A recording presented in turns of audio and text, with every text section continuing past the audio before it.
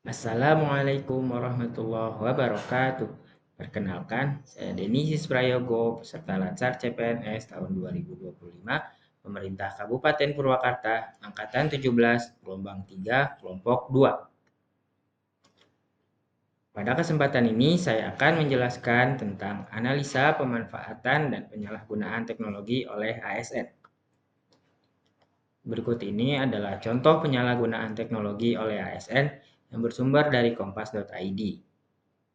Kasus manipulasi presensi ASN kembali mencuat di berbagai daerah, seperti Lebong, Bengkulu, Aceh Timur, dan Gerobokan, Jawa Tengah.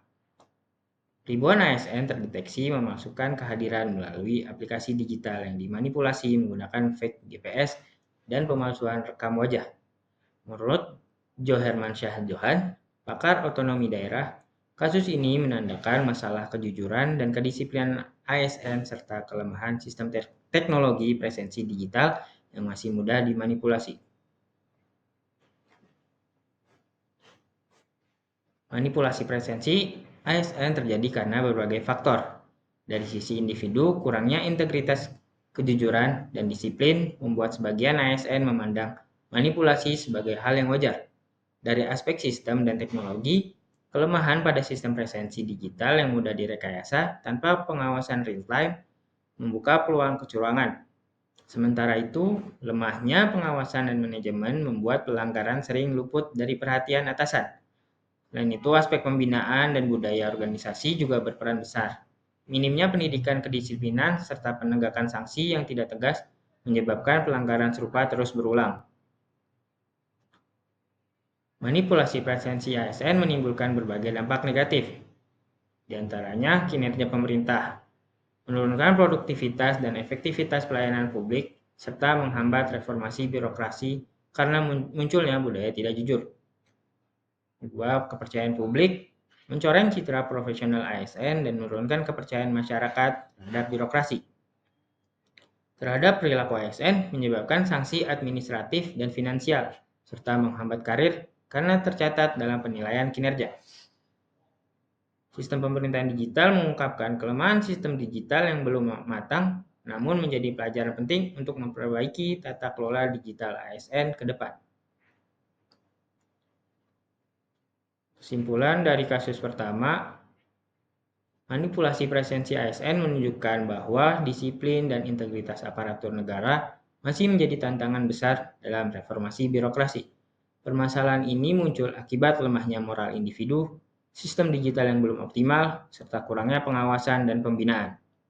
Untuk mengatasinya, pemerintah perlu melakukan evaluasi menyeluruh melalui pengembangan sistem presensi biometrik yang terintegrasi dan real-time, memperkuat pengawasan oleh atasan, serta menegakkan sanksi secara tegas dan transparan. Selain itu, penanaman nilai integritas dan disiplin sejak awal masa ASN juga sangat penting. Dengan langkah-langkah tersebut, sistem presensi yang lebih transparan dan berintegritas dapat terwujud, mendorong profesionalisme ASN, serta mempercepat terciptanya birokrasi yang bersih dan berorientasi pada pelayanan publik. Selanjutnya, contoh dari pemanfaatan teknologi yang bersumber dari artikel Sindo News. Kepala LAN Muhammad Taufik menegaskan bahwa kemampuan adaptasi ASN terhadap teknologi dan kecerdasan buatan menjadi kunci peningkatan pelayanan publik di era digital. Saat ini pemanfaatan teknologi di sektor publik baru mencapai 30-40%, sementara pada 2030 diperkirakan sebagian besar pekerjaan akan digantikan oleh teknologi. Dua tantangan utama yang dihadapi adalah memenuhi kebutuhan belajar bagi lebih dari 5,2 juta ASN dengan beragam kompetensi, serta menentukan strategi pengembangan yang relevan bagi organisasi. Untuk menjawab hal ini, LAN mengubah pendekatan dari ekosistem menjadi ekosistem pembelajaran terpadu yang melibatkan pusat, daerah, dan sektor swasta. Ekosistem pembelajaran ASN untuk mewujudkan birokrasi modern yang responsif, inklusif, dan kompeten guna mendukung visi Indonesia Maju 2045. Pengembangan kompetensi ASN di era digital menghadapi sejumlah tantangan. Pertama, rendahnya pemanfaatan teknologi di mana hanya sekitar 30-40% ASN yang aktif menggunakan teknologi akibat rendahnya literasi digital dan belum tersedianya sistem pembelajaran digital yang terintegrasi antara pusat dan daerah. Kedua, perubahan cepat akibat disrupsi teknologi dan kecerdasan buatan menuntut ASN terus beradaptasi dan menguasai kompetensi baru agar tidak tergantikan oleh otomasi. Ketiga, fragmentasi sistem pembelajaran masih terjadi karena pelatihan jalan secara sektoral tanpa sinergi antar instansi, sehingga efektivitas pembelajaran menjadi terbatas. Keempat, budaya belajar sepanjang hayat belum merata. Banyak ASN masih menganggap pelatihan hanya sebagai kewajiban administratif, bukan sebagai bagian dari pengembangan profesional yang berkelanjutan. Transformasi digital membawa dua sisi dampak bagi ASN. Jika adaptif dan responsif, ASN akan menjadi kompeten, produktif, dan inovatif dalam memberikan pelayanan publik. Birokrasi pun akan menjadi berkembang, lebih modern, efisien, dan didukung oleh kecerdasan buatan secara sistem digital yang terintegrasi. Selain itu, akan terbentuk ekosistem pembelajaran nasional yang kolaboratif dan terbuka. Namun jika tidak mampu beradaptasi, ASN beresiko tertinggal dan bahkan tergantikan oleh teknologi.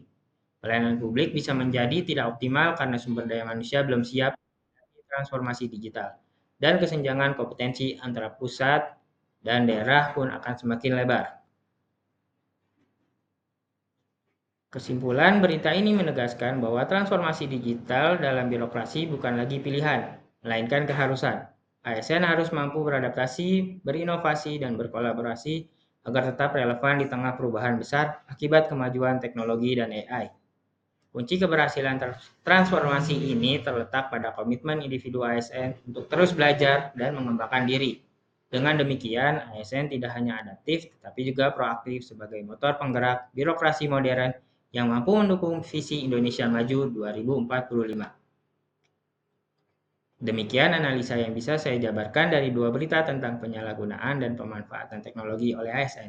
Semoga bermanfaat. Assalamualaikum warahmatullahi wabarakatuh.